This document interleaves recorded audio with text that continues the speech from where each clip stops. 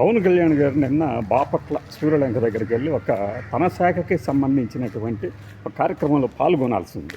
కానీ ఏం జరిగింది, వాతావరణం అనుకూలించకపోవడంతో పిడుగులు పడే ప్రమాదం ఉందని హెచ్చరికలు జారీ చేయడంతో ఆయన పర్యటన రద్దు చేసుకున్నారు. ఈ వీడియో మనం వాస్తవానికి వెంటనే పెట్టాల్సింది, కానీ సాయంత్రం దాకా చూసాం. ఒకవేళ రోడ్డు మార్గంలో ఏమైనా వెళ్తారేమో, వెళ్ళి ఆ కార్యక్రమాన్ని ముగించుకొని వస్తారేమో అని. కానీ వెళ్ళలేదు ఆయన.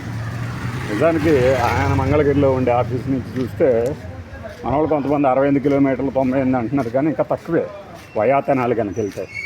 పైగా మన బాపట్ల, ఎందుకంటే చిరంజీవి గారు బాపట్లో కూడా కొన్ని రోజులు ఉన్నాం మేము అని చెప్తా ఉంటారు, ఈయన కూడా చెప్పేవాడు కదా.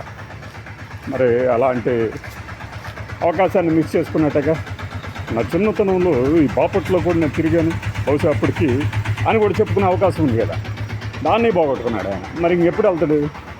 అదే జగన్మోహన్ రెడ్డిని అయితే ఈ సీఎం పరదాలు కట్టుకొని అటు ఇటు తిరుగుతూ ఉంటారు, అది ఇది అని ఏదో విమర్శలు చేశారు కదా. మరి ఇప్పుడు మనం సమాధానం చెప్పాలిగా. ఊరికనే అదే పనిగా హెలికాప్టర్లోనే తిరుగుతాడు ఈయన, లేకపోతే తిరగడు అంటే బాపట్ల ఎంత దూరం ఉంది? పైగా సరదాగా నేను అనుకున్నాను ఇంకా ట్రైన్లో వెళ్ళి ఆశ్చర్యపరుస్తాడేమో అని ఎవరినన్నా.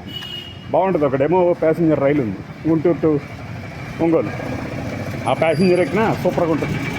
కానీ మనం ఏం చేయంగా, అంతకుముందు చేసిన విమర్శలు ఇప్పుడు మన మీదకి వస్తున్నాయి మళ్ళీ మళ్ళీ అంటే దానికి సమాధానం చెప్పుకోవాలి. చెప్పుకోకుండా రీకౌంటర్లు ఇస్తే కుదరదు. పదవిలో ఉన్నప్పుడు ఒకలా, పదవిలో లేనప్పుడు ఒకలా ఉండేవాడే రాజకీయ నాయకుడు. అదే మన హీరో.